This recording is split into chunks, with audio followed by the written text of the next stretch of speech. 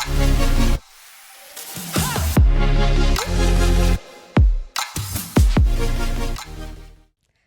everyone, welcome back to Unfiltered and Balanced. We are your hosts, Elise. and Celine, and today we are on episode 6, which will all be about toxic positivity.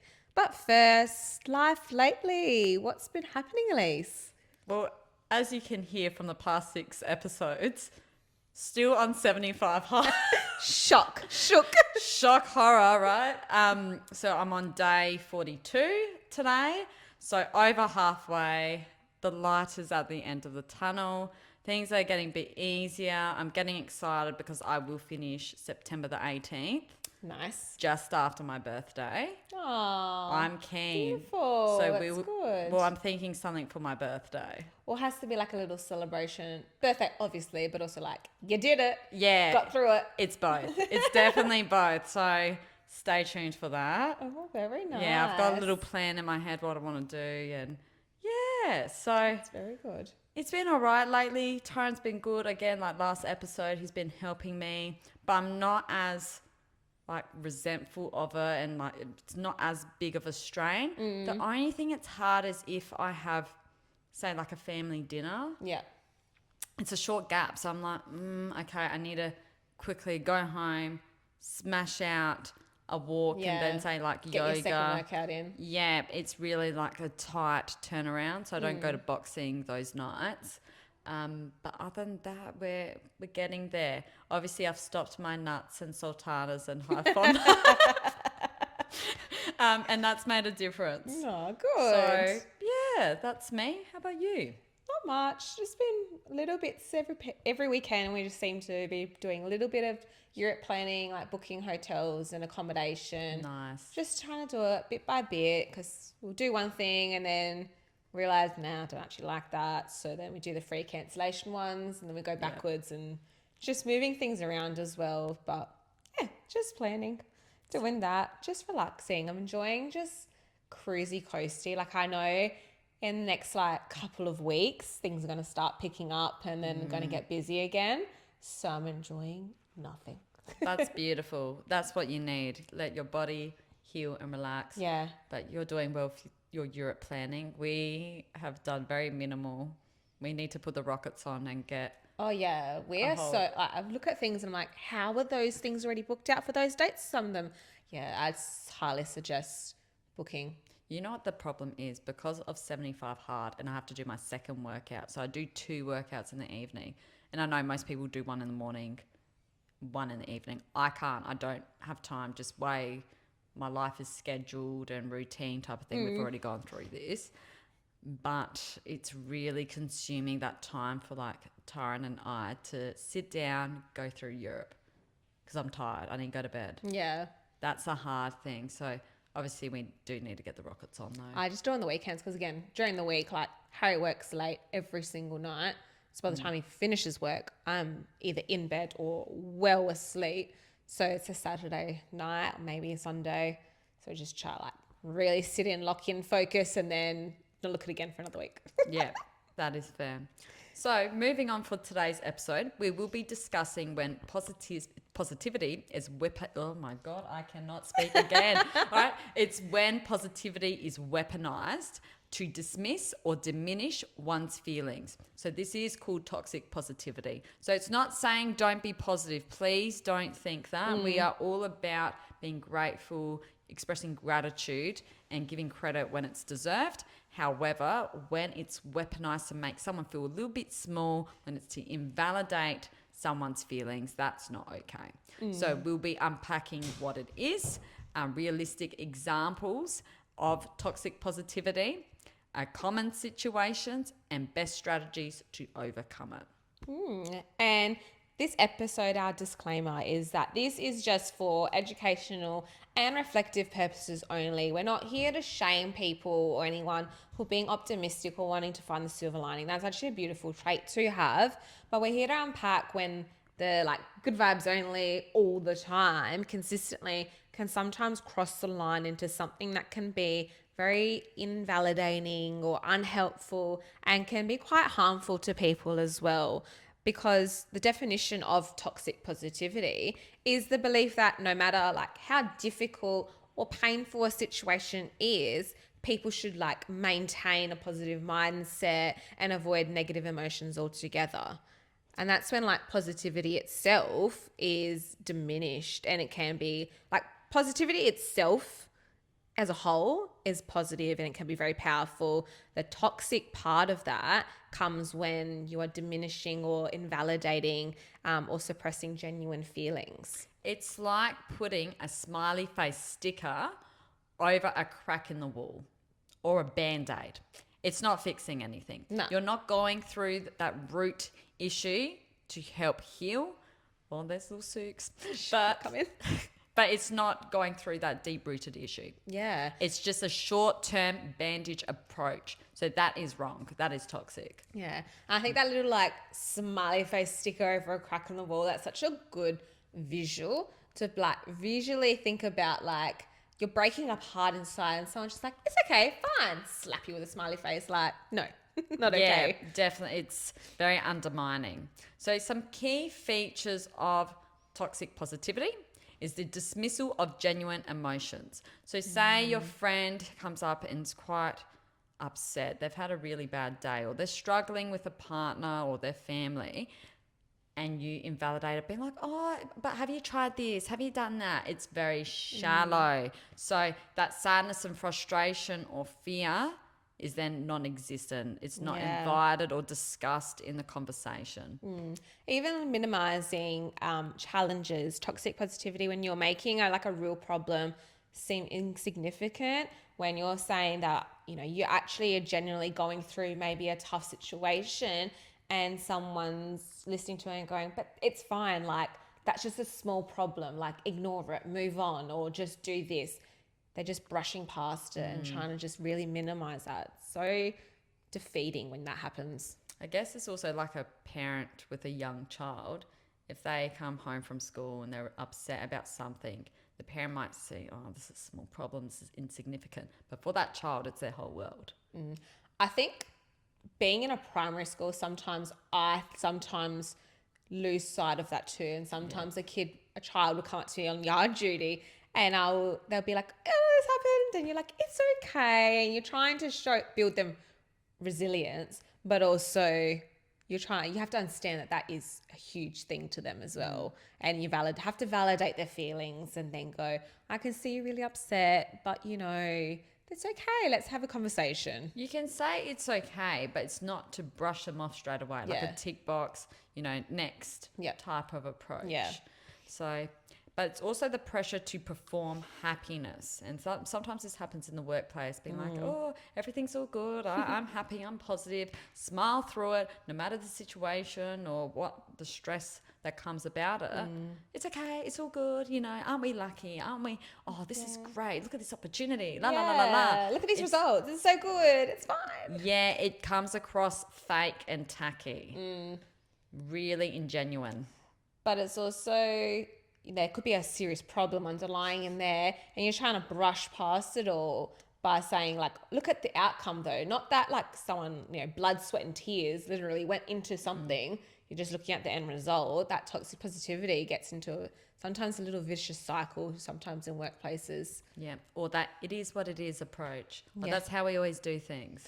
Yeah, it is what it is not let them.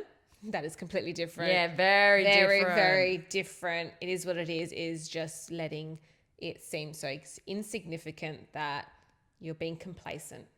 It's like it's where you are settling for low expectations. Yeah. That's, you know, oh, that's okay. Let's not raise the bar high, you know.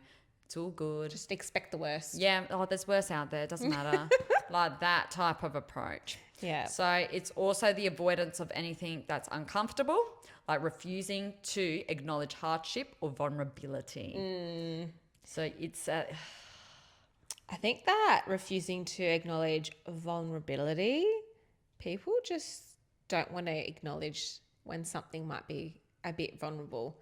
It's a very hard thing. Some people just don't know what to do. It's gaslighting. This does cross it between does. gaslighting a bit. Yeah, there's definitely some similarities where it touches on the same themes and things, but yeah. Vulnerability is hard. See, I'd say toxic positivity is more of the kind of version of gaslighting. I reckon gaslighting is a bit more, That's the manipulative side of it. yeah, it's quite aggressive compared to toxic positivity. It's more fake. Like, that's the Yeah. difference between the two, in Yeah, my I opinion. like that. Good idea. That is a good point. Thank you. That's all right. Why it happens.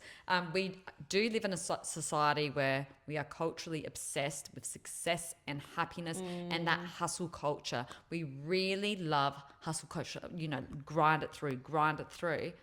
But if it's impacting your mental health, you should not grind it through. Yeah, you can't be just chasing the clout all the time and just wanting to one up or just get through everything and just be up there. That's hard. I think there's only small stages in life, very rare stages, where you have to grind it through. And I'd say that's year 12. Mm-hmm. And also when you have very young children, like the baby toddler stage, it is what it is. Unfortunately, like, I'm not invalidating feelings. That's hard. Both situations are very hard on different scales. But also short term, they're not going to last forever. Exactly. It's They a are short period short-term. of your life. You'll get through it. If you're doing it consistently through work all the time, that's not okay. That's not healthy. Or any relationships, that's Yeah. not healthy at all. So those are No. the rare times. I'm sure there's more, especially later in life. But Yeah. other than that, you can't just grind through it and burn yourself out. Yeah. Another concern is when you're feeling quite invalidated and feeling brushed off, and that toxic positivity is there, and you feel like you have to be silent, you start to play the highlight reel in your head. So if we think of Instagram, we've got highlights, right? Mm-hmm. That's the same with situations. You start to look at, but this time was good. This time you pinch the small moments that were really good, that you felt a sense of purpose or joy, and think this is all the time to compensate anything that's negative, harmful, or even harassment. Yeah. That's when I think when it happens in relationships, when you've got a negative relationship and something might happen, then you start to play that highlight reel of all the good times. And that's when the cycle keeps happening. And that's when toxic positivity, if you've got someone in your life that does engage in toxic positivity around you all the time, you just stay in this little loop because you're always playing the highlight reels of the good times within yourself. And that actually falls in like the domestic violence abuse cycle, that love bombing, all those happy Seeing stages. what you want to see, ignoring the rest. We will get into that, I'm sure, in the future. Yeah, in the future. Another concern is also generational patterns. Some people live in households and families where they sugarcoat feelings. Yeah. It's a very common thing. Like, they didn't talk about emotions growing up. It is what it is. We get on with it. It's okay. It doesn't matter. All good. Be a man. Be a man's a big one for boys. For boys, definitely. It's really hard because, they try and live up to like one type of view that is very stereotypical, and you're just sugarcoating all the other things and not letting them feel valid feelings. Yeah. So that's a hard one. And then lastly, people who exhibit traits of toxic positivity, they actually have a personal discomfort with vulnerability within themselves and others. So if they see someone upset, see someone vulnerable, they shame because they can't cope with that emotional impact, and they don't have the emotional intelligence to manage and support. Yeah. And that then thinking about different, realistic and scenarios that you may have encountered yourself or you may see happening in the workplace, maybe a colleague, will say to you, like, at least you have a job when you're expressing stress or your burnout, or at least you got a promotion, even though you're like dying inside because you just feel so burnt out. That's when that toxic positivity can be in a workplace. And I think I've definitely experienced the toxic positivity about work, but not from work, when everyone seems to go like, but at least you have a job. Like, it's fine. Like, Or whatever for you teachers. experience. For teachers, but you have holidays. Yeah, yes, that's what I mean. Like, it doesn't come from my work. It comes from everything outside, other stakeholders within my life that view my work as like, it's fine. At least you get this. At least you got that. Like, who cares? Don't worry about it. Let it go. And it's like, no, this is actually serious. Like, you don't understand. I'm trying to carry the stress of multiple other people, their feelings being on. You can't just brush me aside and validate how I'm feeling at the moment. Yeah, absolutely. I've definitely in the past been in jobs where there's toxic positivity and it's a shutdown of what you're actually feeling or any core issues that are arising. And you just feel very empty and feel like, am I the problem? And I negative, then you get kind of, yeah, you get scared that you're that negative person, like poisoning people when you're not. Yeah. You're just trying to highlight this is a concern. Yeah. And that's not being an emotional contagion where Yes. you're being negative all the time every time you walk going to work. That's not that. That's just you are genuinely raising concerns Yeah. about yourself, maybe your mental health or your well-being wise. But unfortunately, it's not taken seriously. Within friendships, say if a friend has broken up with a partner and the friend goes, oh, everything happens for a reason. There's plenty of fish in the sea, on to the next one, let's find a Yeah. rebound. Like, no. No, that's not okay. I think that is happening a lot less now, though. I feel like I think women are being more building each other up and bringing each other up now when someone's going through that. They're acknowledging, like, oh, that's actually really sad. Like, I'm so sorry. Like, that guy ghosted you. I'm so sorry. Like, after 4 months together, and now they're just saying that they don't have, they don't see it going anywhere. Women are getting so much better at acknowledging each other's feelings for relationships when it's happening to each other. I do think with social media and podcasts and a lot of professional help out there, the awareness for emotional intelligence has increased. Definitely. So that has reduced. It's probably more different generations. Yes. Where it's more of a shutdown because they kind of struggled maybe when it was a financial crisis or during war. So it's kind of a shutdown and like a more of a discipline army type of approach. Yeah. Drill sergeant. Oh, very drill sergeant.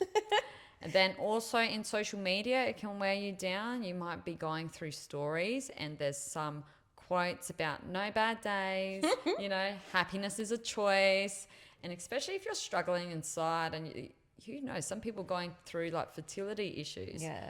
And then they see that and it's like, ouch, like I'm hurting, or that's just one example, or a breakup, or they got laid off from a job, or they're grieving. It could be anything that's hard. Like you're not going to tell someone who's grieving, it's okay, at least that person was proud of you and their memory will live on. Like they're hurting, the person's passed. Yeah.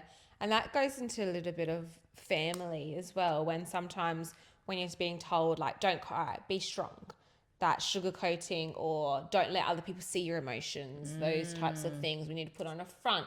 We need to be perceived in a certain way, but also then that toxic positivity is like that what you just said, at least they loved you. At least they got to see this about you. At least they got to be part of your wedding day, for example. Yes, yeah. That toxic positivity where it's like, that's not the point. You're missing the mark here. I'm grieving. I'm going through something, or it could be anything. Where it's like put on a brave face. It's like kind of forcing you to put a mask on. Yeah. When we live in a society that we don't want that. It's all about authenticity. It's all about being genuine with your feelings and being in touch, not putting a mask and being fake. Yeah. And acting everything's okay because like you're going to be up and down. That is normal. Yeah. Doesn't mean you're depressed, but like it is normal to have different emotions and to go through those cycles. And I think it's important to celebrate that, still do the work, do what you can, but just don't dismiss others, help, support. Yeah. And that's one of the implications, though, to toxic positivity is emotional suppression. When people start to hide or ignore their true feelings because of these different reactions, then you can start to build and lead into stress or anxiety and different like physical symptoms. Like we said last episode, when your gut and your mind, they actually are connected. You can start to experience physical health symptoms because of emotional suppression, because you're led to believe a certain way or made to feel diminished. But also your feelings are building up. It's bubbling inside of you. You're not talking it through and letting it out. And talking it to someone that you trust is such a key strategy for healing. It's not to be withdrawn and shut down. It's talking it out. You're going to feel better. You may not have a solution or an outcome, but you instantly feel better. Yeah. Because you're getting it out and you're going through things and you're analyzing a situation and most likely logical with how things unpacked. And there's this is why people journal as well, because once you let it out either in a verbal, or sometimes it helps people when they write it down, when they let out those emotions, it lets them just feel like that weight is lifted off their shoulders. Yes. Obviously talking to a person that is a trusted person that's going to support you by giving you good advice is really, really powerful. Another implication is feeling a lot of shame. Feeling shame that, am I the black sheep? Am I negative? Am I the poison one? You start to spiral and label yourself and shaming yourself for having feelings. Am I emotionally weak? Am I damaged? What is wrong with me? Am I a failure? Am I a failure? Am I not good enough? Yeah. And that's quite damaging. That just reduces your self-worth. Definitely. It takes a lot to come back from that as well. When you're feeling like you're a failure and everything around you, everything seems fine and you're thinking you're the problem, it is so hard to get out of that mindset sometimes. But talking to people is so important and key. And then I guess it does go and links back to social media. If you're feeling low and quite insecure, if you go onto social media and see this person's bought a house, this person's pregnant, this person's engaged, this one's married, this one has a new car, this one has a thriving business, you're going to think you're the problem and that no one's showing genuine feelings. Yeah. The next one is also it inhibits surface level relationships. You're not actually going to feel connected to someone. And well, I'm big on this and I'm big on this. You feel in your heart when someone loves you. And love's different. I'm not saying it has to be romantic. It can be like friendship, mentor, family, all these different type of loves. But when someone cares about you, they will hear you out. As if you brush people off or you're being brushed off, it's a bit of rejection. Lack of trust. Yeah. Becomes a very shallow relationship, very surface level. You're not seen, you're not validated, you're not heard. Yeah. It's like, again, it links back to shame. Yep, definitely. And then lastly, it will naturally, as a result, increase isolation, where people feel unsafe to share their feelings and they will withdraw entirely, which is the worst case scenario. Yeah. You don't want that. That's really hard.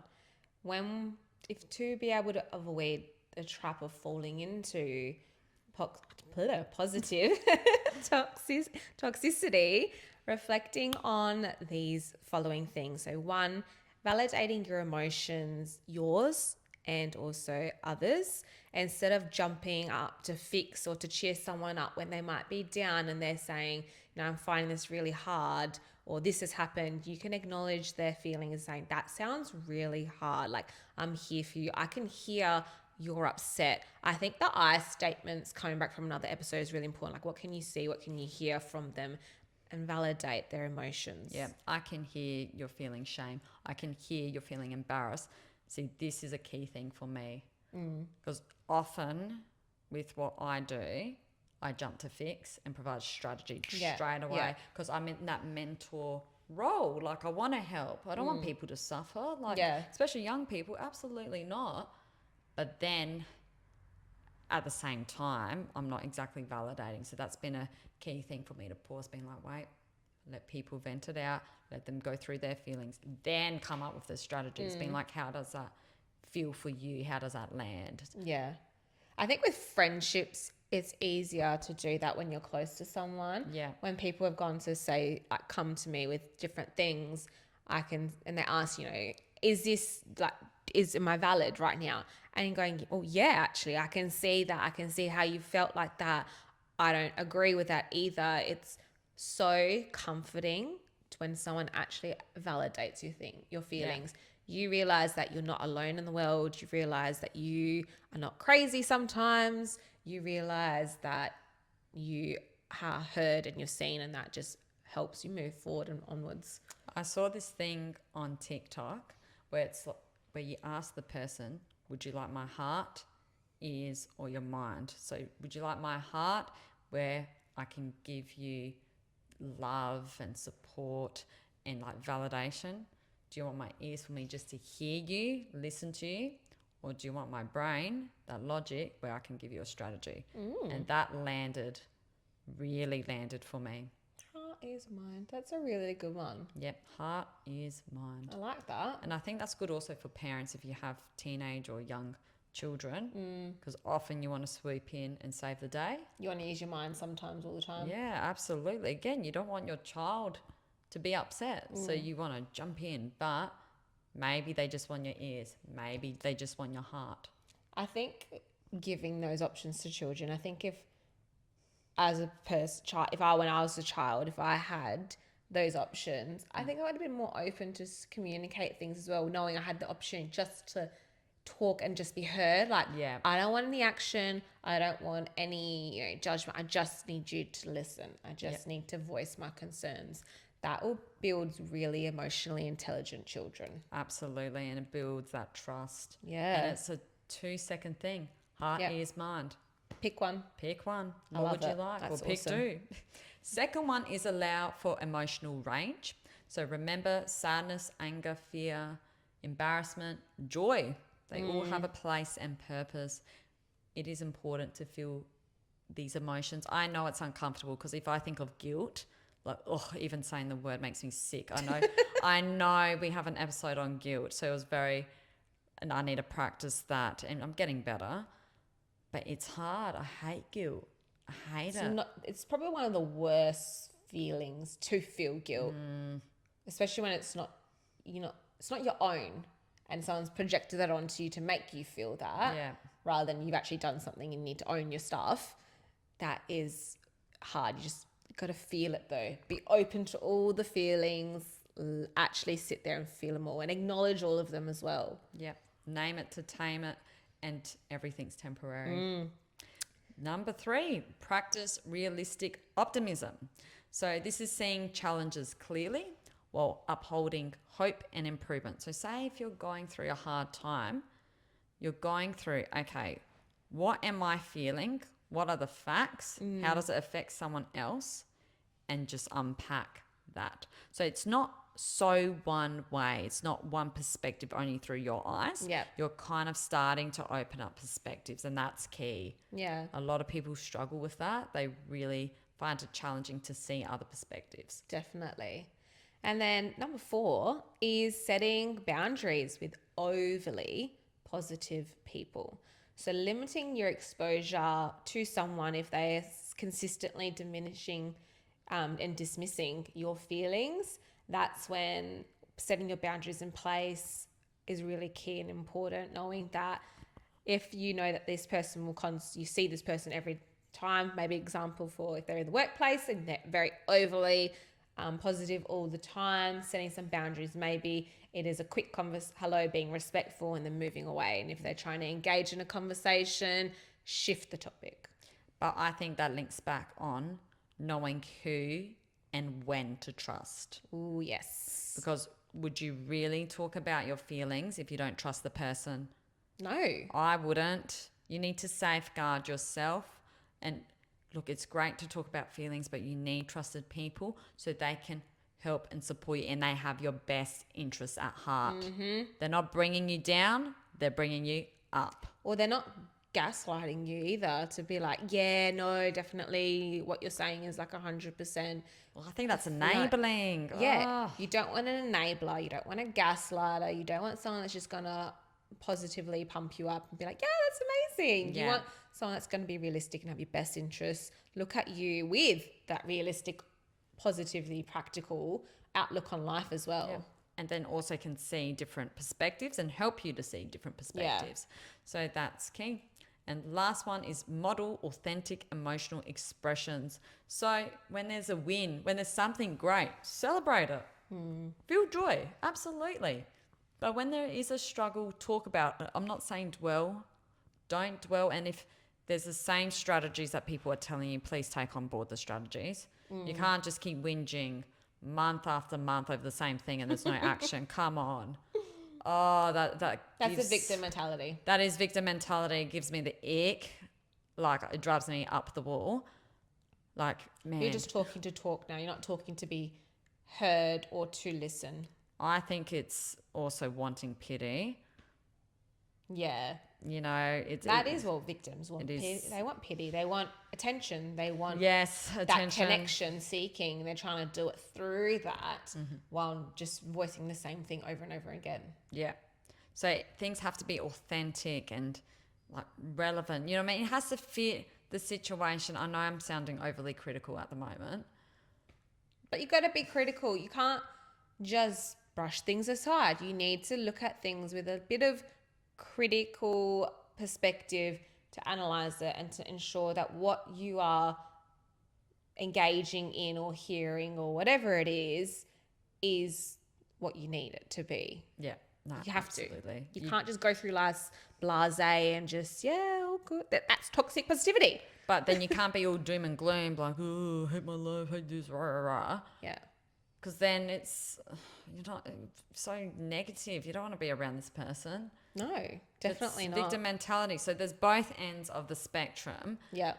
But we want people to be reflective. We want people to improve themselves and feel emotions, be authentic. I know I keep saying that word, but really be authentic. We live in a very manufactured society. Yes, where authenticity can be very far and few between now. Yeah. Because everyone wants to be like their favorite influencer. For example, they want to be a carbon copy of someone else sometimes. Yes. So authenticity is very far and few in between. I would say that influencer lifestyle, and I'm not dissing it, like, good on you, it is a job and it's quite demanding, you know, editing, uploading's a pain. Yes, it is. Preach. But it does create this toxic positivity and rose-coloured glasses lens, unfortunately. Definitely. So positivity is powerful. We do want you to be positive. We do want you to be grateful. We do want you to express gratitude because it's so good for your mental health. Yeah. It's so good for your well-being and having a sense of hope and goals and accomplishment. That's what you want. They're core values. It puts you on the right track. But you cannot just put a Band-Aid approach to shut someone down. It leaves... We need room for authentic feelings and authentic strategies to work on. It's not going to resolve overnight. No. And toxic positivity denies pain in the hope of fast-tracking happiness. But your real growth comes from acknowledging both your light and your dark. That light and dark contrast. Another beautiful metaphor and imagery. Yeah. Light and dark. Well, yes, you do have to acknowledge the light. Because you have to go through the dark to get to the light. And, you know, life's not just one way, you know, happiness trajectory. It's up and down. It's not always sunny. It's not always light. There's going to be bits of dark. Night has to come eventually. It's a full circle. Yeah. You move in and out of it. And like we said in episode 1, it's coming of age moments. That's where some dark comes because there's a change. So, you know, by replacing good vibes only with a genuine empathy and presence, we create space where people can be their authentic selves and do feel truly supported. Remembering these strategies to ensure you're not shutting down one's feelings. To recap them, 1 was validating emotions. That is yours and also others. 2, allowing for emotional range. Feel all the feelings. Don't be afraid of your feelings. Embrace them. Acknowledge them. What did you say? Name to tame. I liked that. Yeah, name to that was a good tame. one. 3, practice realistic optimism. 4, set boundaries.